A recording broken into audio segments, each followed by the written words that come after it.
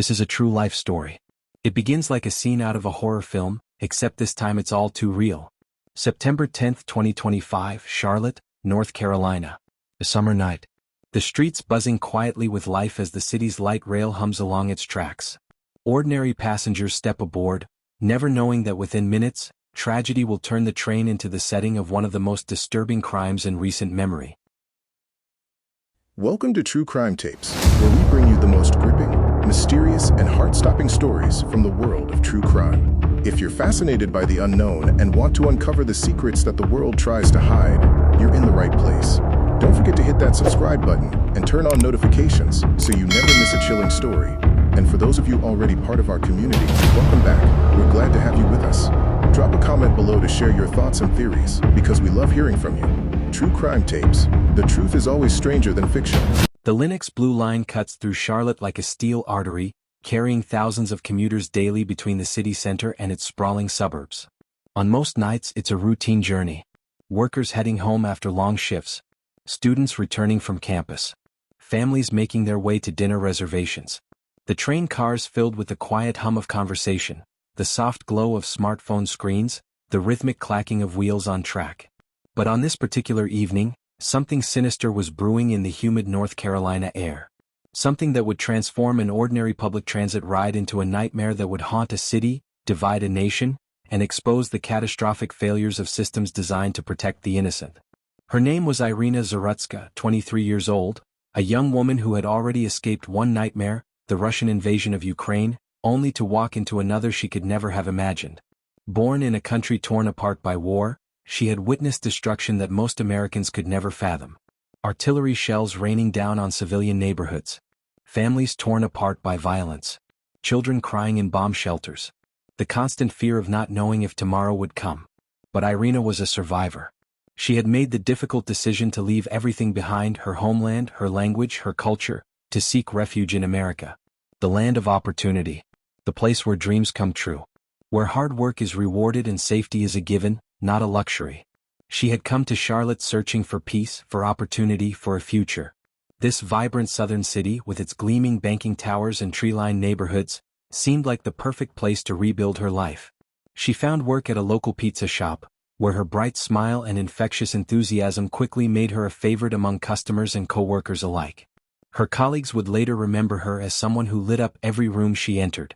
Despite the language barrier, despite the trauma she carried from her homeland, Irina approached each day with optimism and determination. She was learning English, making friends, planning for the future. She talked about going back to school, maybe studying art or design. She had dreams, ambitions, hopes. She was also an artist, spending her free time sketching and painting, capturing the beauty she found in her new home.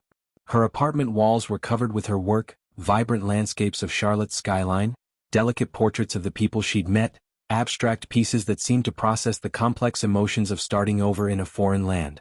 On the evening of September 10, 2025, Irina boarded the Lennox Blue Line just like she had dozens of times before. She settled into her seat with headphones in, music playing, eyes on her phone. Perhaps she was texting friends, scrolling through social media, or reading the news from back home. She looked peaceful, content, unaware that these would be her final moments of tranquility. Innocent, unaware, vulnerable, she had no way of knowing that just behind her sat a predator whose very presence would change everything. 34-year-old D. Carlos Brown Jr. was not supposed to be on that train. He was not supposed to be free. By every measure of public safety, every principle of criminal justice, every standard of mental health intervention, he should have been locked away, receiving treatment, kept far from innocent people like Irina. But there he was, a drifter, homeless, a repeat offender, a man with a rap sheet that looked more like the biography of a career criminal than the record of someone still walking free. His criminal history read like a catalog of violence and disorder. Armed robbery, assault, breaking and entering, felony larceny. 14 prior arrests. Years behind bars. Warnings upon warnings from judges, prosecutors, and law enforcement. And yet there he was, free with a knife hidden in his pocket, sitting only feet away from his next victim. To understand how this happened, we need to dig deeper into Brown's background, into the systematic failures that allowed him to slip through crack after crack in a system designed to protect society from dangerous individuals. Brown's troubles began early. Court records show a pattern of escalating violence dating back over a decade. His first arrest came when he was barely out of his teens, A simple assault that should have been a wake-up call. But instead of intervention, he received a slap on the wrist. Probation. Community service. The kind of lenient treatment that sends a message: consequences are optional. The arrests continued. Each one more serious than the last. Armed robbery of a convenience store. Assault with a deadly weapon during a domestic dispute. Breaking and entering into multiple residences. Each time, the system had an opportunity to step in, to recognize the pattern, to say, enough. But the system failed. Again and again and again. Mental health experts who later reviewed Brown's case would identify clear signs of deteriorating psychological stability going back years. He had told people he was being controlled by some man-made substance. He made erratic phone calls to 911, rambling about conspiracy theories and persecution fantasies. Family members had pleaded with authorities to get him help, warning that he was becoming increasingly unstable and dangerous. The warning signs were there. The red flags were flying. The system had every tool it needed to intervene.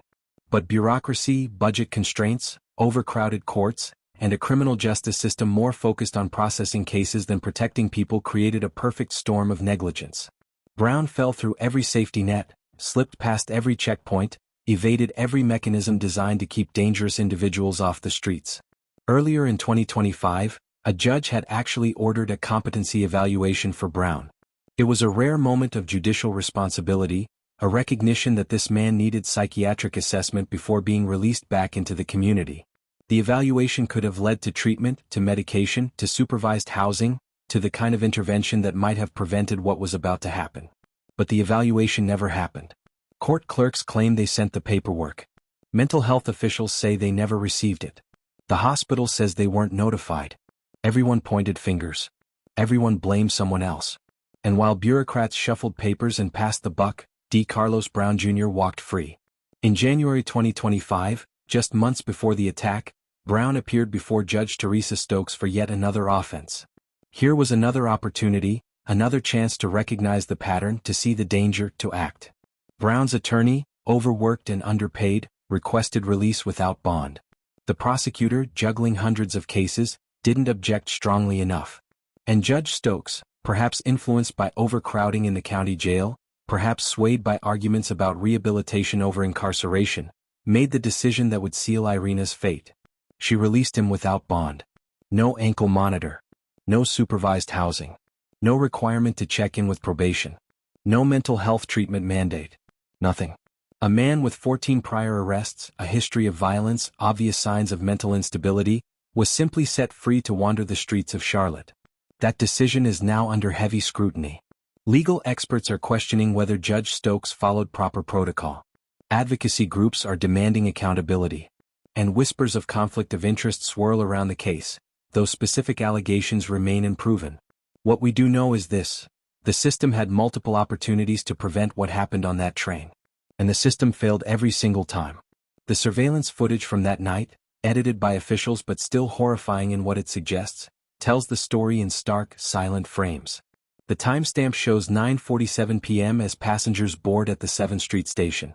The car is moderately busy but not crowded. People settle into their seats for what should be a routine journey. Irina appears in frame 9:49 p.m., moving with the easy confidence of someone familiar with the route. She chooses a seat near the middle of the car, pulls out her phone, adjusts her headphones. The picture of innocence, of normalcy, of a young woman simply trying to get home after a long day. Brown enters the frame at 9:51 p.m. Even in the grainy footage, his body language is unsettling. He moves with the careful deliberation of someone planning something. His eyes scan the car, taking inventory of passengers, looking for something. Or someone. He chooses a seat directly behind Irina. For the next several minutes, nothing seems amiss to the casual observer. Other passengers mind their business, checking phones, reading books, staring out windows at the passing city lights. But if you know what to look for, if you study Brown's behavior frame by frame, the signs are there. He's not relaxed. He's not looking at his phone or out the window. He's watching. Waiting. His hand frequently moves to his pocket, touching something hidden there. Security experts who have analyzed the footage say his behavior is consistent with someone preparing to commit violence. At 9:56 p.m., Brown begins to shift in his seat. His posture changes. His breathing, visible in the slight movement of his shoulders, becomes more rapid.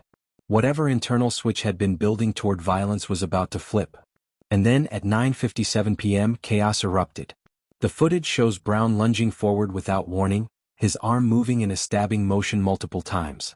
Other passengers immediately react with horror, jumping from their seats, screaming, some trying to help, others frozen in shock. The attack lasts less than 30 seconds, but in those 30 seconds, a life was stolen and dozens of other lives were forever changed. Reports from witnesses and medical examiners later confirmed the worst. Brown had stabbed Irina multiple times with a large knife, delivering one fatal blow to her neck that severed her carotid artery. She bled out within minutes, despite the desperate efforts of fellow passengers who tried to save her life. One man, whose name has been withheld at his request, ripped off his shirt and pressed it against Irina's wound while calling 911. A woman who identified herself as a nurse tried to perform CPR. Other passengers created a protective barrier around the scene, shielding Irina from onlookers while paramedics were summoned. But it was no use. The injury was too severe, the blood loss too rapid. On the very train that should have carried her safely home, Irina Zarutska bled out, her story cut short by senseless violence. And Brown? His behavior after the attack was perhaps even more chilling than the violence itself. He didn't run. He didn't panic. He didn't show any signs of remorse or shock at what he had just done. Instead, he simply stood up, calmly walked to the other end of the train car, and got off at the next station as if nothing had happened. Security footage from the station platform shows Brown standing quietly, almost peacefully, as police officers approached him just minutes later. He offered no resistance, made no attempt to flee, showed no emotion whatsoever. To investigating officers, his demeanor was described as eerily calm, almost robotic. When asked why he had attacked Irina, Brown's response was both revealing and terrifying. He told police that voices had instructed him to commit the act. He claimed that Irina was part of a conspiracy against him, though he had never seen her before that night. He showed no recognition of the gravity of what he had done, no understanding that he had just taken an innocent life. For him this was routine. For everyone else, it was trauma burned into memory forever. But the horror of this story doesn't end with the stabbing. In many ways that was just the beginning. Because what happened next would expose not just the failures that led to Irina's death, but the broader dysfunction of media, politics, and public discourse in modern America. Initially, the attack received standard local news coverage.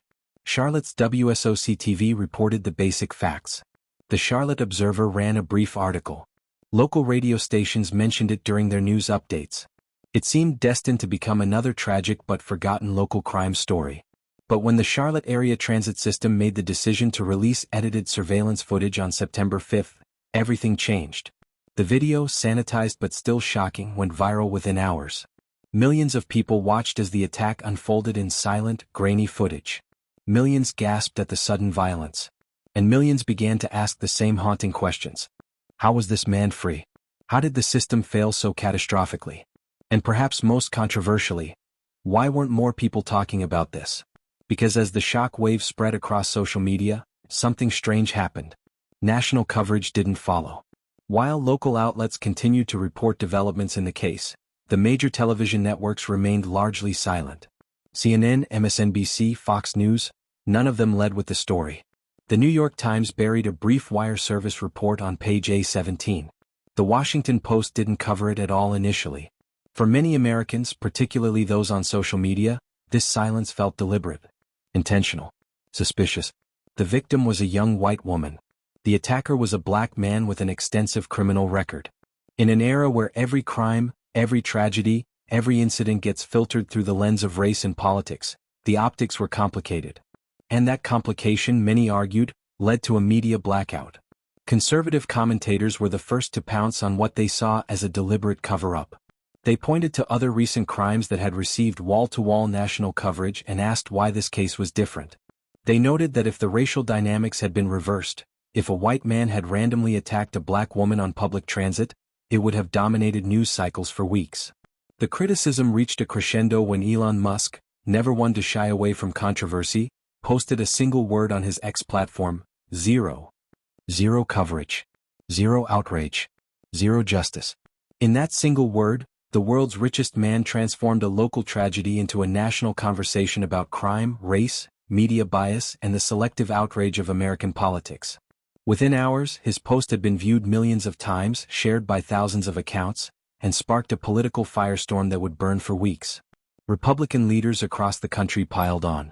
Congressman Brad Nod of North Carolina called the media silence despicable and a betrayal of basic journalistic ethics.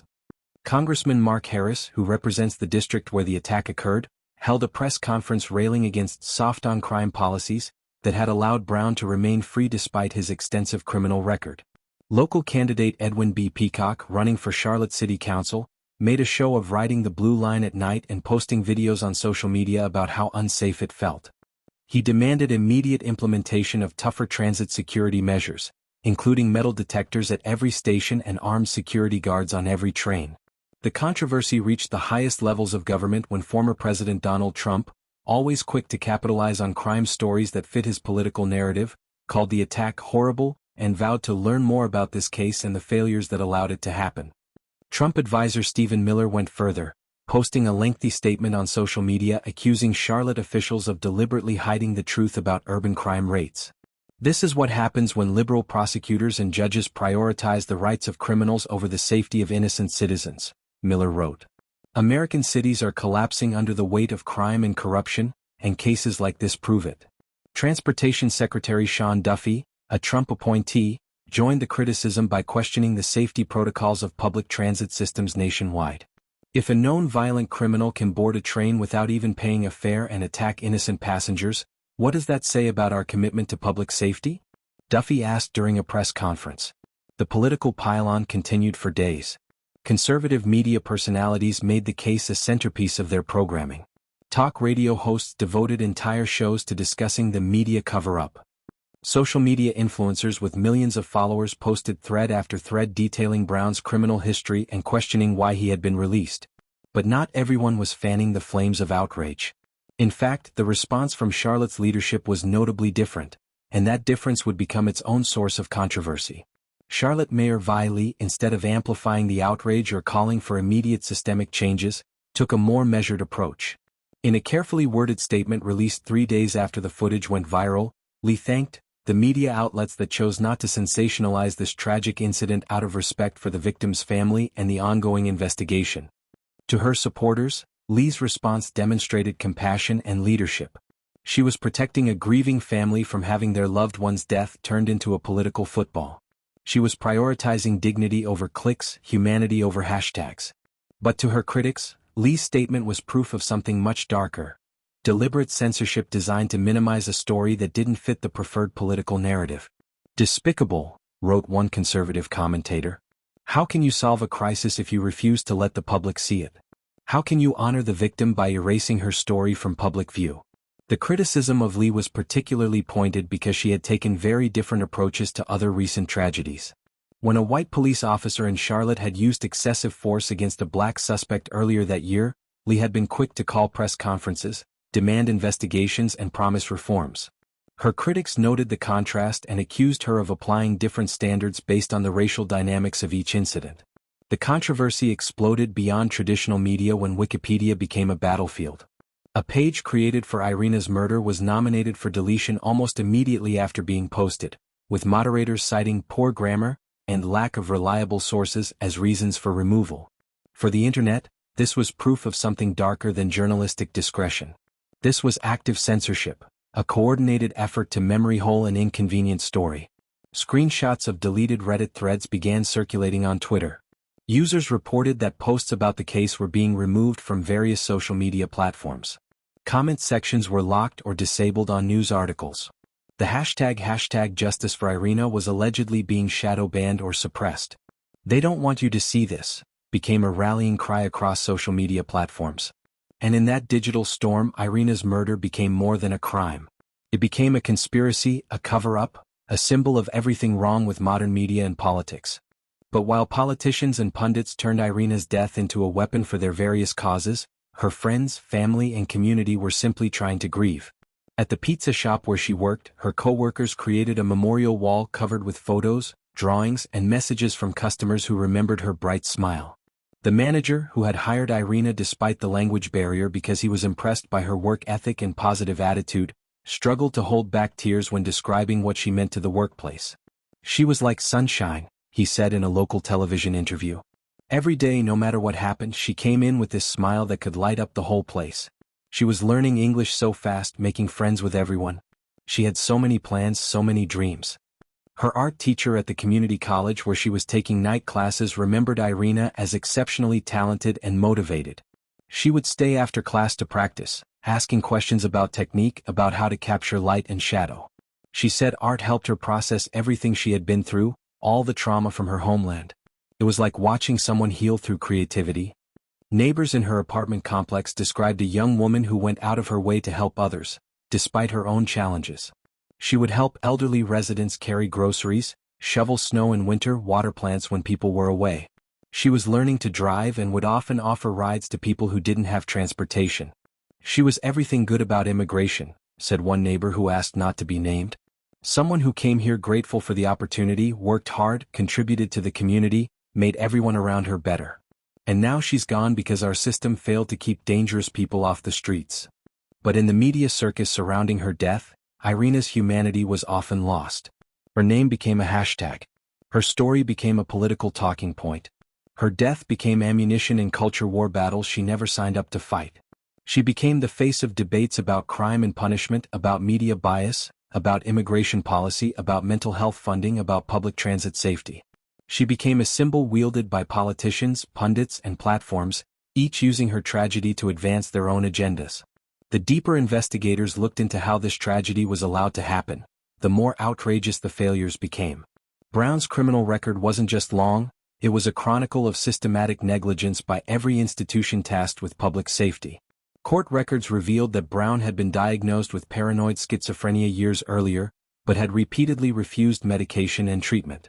Under North Carolina law, involuntary commitment for mental health treatment is extremely difficult to obtain, requiring proof of imminent danger that is often impossible to establish until it's too late. Social services had been contacted about Brown multiple times by family members and concerned citizens, but budget cuts and overwhelming caseloads meant that follow-up was sporadic at best. Case workers who might have been able to connect Brown with housing, medication, and supervision were stretched impossibly thin, managing hundreds of cases each. The homeless shelter where Brown occasionally stayed had noted his increasingly erratic behavior and had actually banned him from the facility earlier in the year due to threats made against other residents. But there was no system in place to share this information with law enforcement or mental health authorities. Police officers had encountered Brown dozens of times over the years, often responding to calls about his bizarre behavior or minor infractions. But without specific threats or violent acts, their hands were tied. They could arrest him for trespassing or public intoxication, but couldn't force him into mental health treatment or long-term supervision. The judge who released him without bond in January, Teresa Stokes, has faced intense scrutiny since the attack. Legal experts have questioned whether she properly considered Brown's extensive criminal history and obvious mental health issues when making her decision.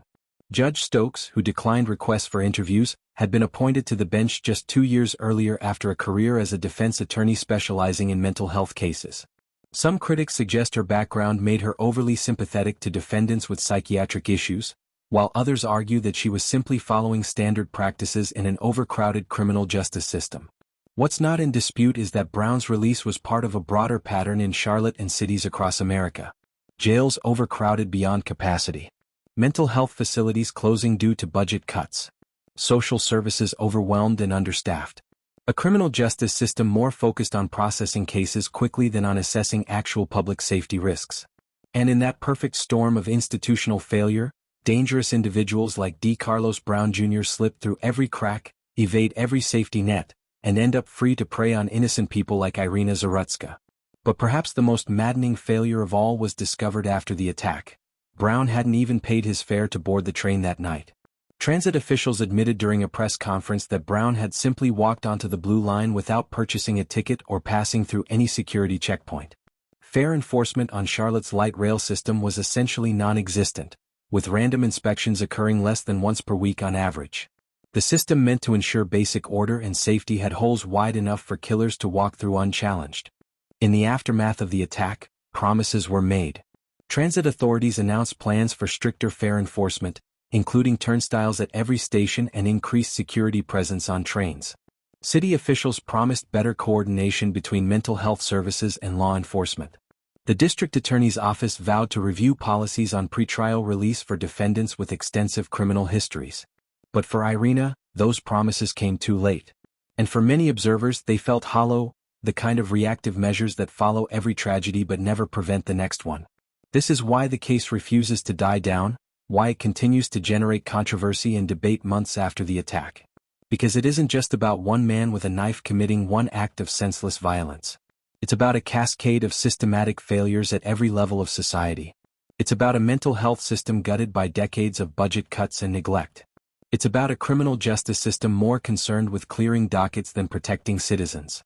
It's about a media establishment that many believe applies different standards based on political convenience. It's about a political culture that turns every tragedy into ammunition for partisan warfare. It's about a country that seems to lurch from one preventable tragedy to another, always promising to fix the problems, always failing to follow through, always moving on to the next crisis before addressing the root causes of the last one. And so the debate continues to rage across social media, cable news, and political circles.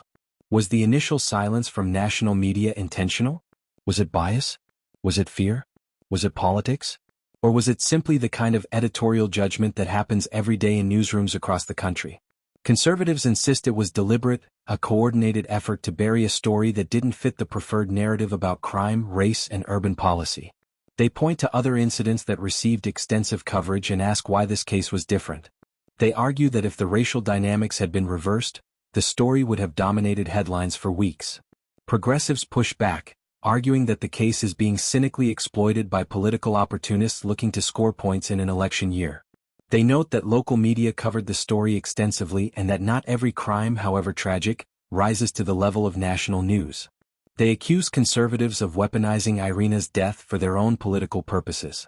Media critics across the political spectrum have used the case to highlight broader problems with how news is gathered, reported, and consumed in the digital age.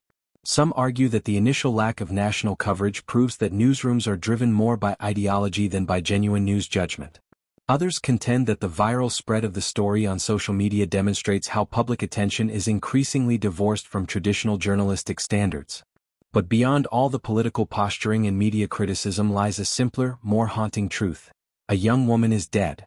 A repeat offender who should never have been free is finally behind bars, indicted for first-degree murder. And the systems that should have protected Irina stand exposed as fundamentally broken. Carlos Brown Jr. now sits in the Mecklenburg County Jail, finally deemed too dangerous for release. He has been indicted on charges of first-degree murder, and prosecutors are considering whether to seek the death penalty. His defense attorneys are preparing an insanity plea, arguing that their client was in the grip of severe mental illness at the time of the attack. Brown is set to undergo the competency evaluation that should have happened months earlier. Court-appointed psychiatrists will assess whether he is mentally fit to stand trial and whether he understood the nature of his actions on the night he killed Irina. The process could take months, potentially delaying any trial until 2026. If found competent to stand trial, Brown will face a legal system that has finally taken notice of his dangerousness. If convicted, he will likely spend the rest of his life in prison or face execution. But for Irina's family and friends, no outcome can restore what was taken that night on the Blue Line. Transit authorities have begun implementing some of the promised safety measures. New security cameras have been installed on trains and platforms. Fare enforcement has been stepped up, with transit police conducting more frequent inspections. Mental health crisis intervention teams are being deployed at transit stations known to attract homeless individuals with psychiatric issues. But critics argue that these measures, while better than nothing, miss the point. The problem wasn't insufficient security cameras or fare enforcement. The problem was a system that allowed a violent, mentally ill individual to remain free despite years of warning signs and opportunities for intervention. Politicians continue to promise accountability and reform. City council meetings have become forums for angry residents demanding answers about how this tragedy was allowed to happen. The district attorney has launched a review of pretrial release policies. The state legislature is considering new laws to make involuntary mental health commitment easier in cases involving individuals with violent histories. But history suggests that outrage fades, reforms stall, and victims are forgotten as public attention moves on to the next crisis. The same institutional failures that led to Irina's death, underfunded mental health services, overcrowded jails, overwhelmed social services, disconnected bureaucracies remain largely unchanged. Will Irina Zarutska be forgotten, just another name in the long list of victims failed by broken systems? Or will her death mark a genuine turning point, a moment when society finally commits to fixing the cracks that allow tragedies like this to happen? That remains the haunting question as her case continues to wind through the courts and her story continues to reverberate through social media and political discourse.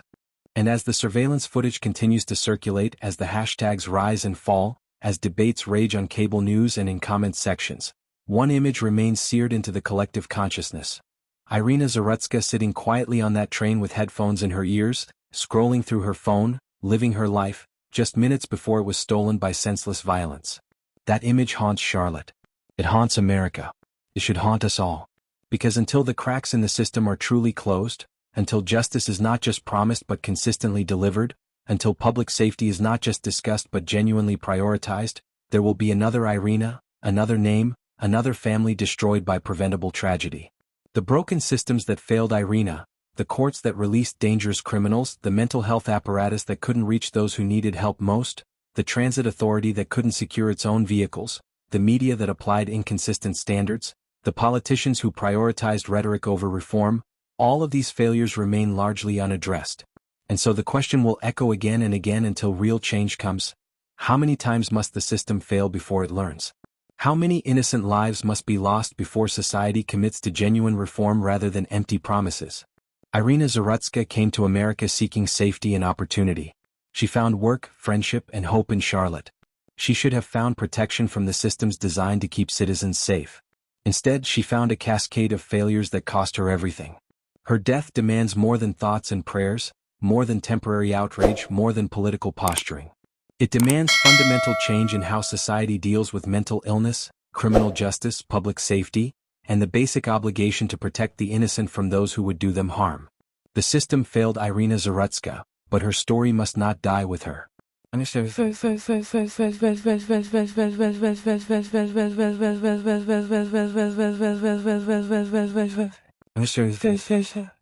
Thank you for staying with me through this difficult story. If you believe stories like this must be told, if you believe the truth should never be buried, then join this channel in demanding accountability. Do not let this story fade into silence.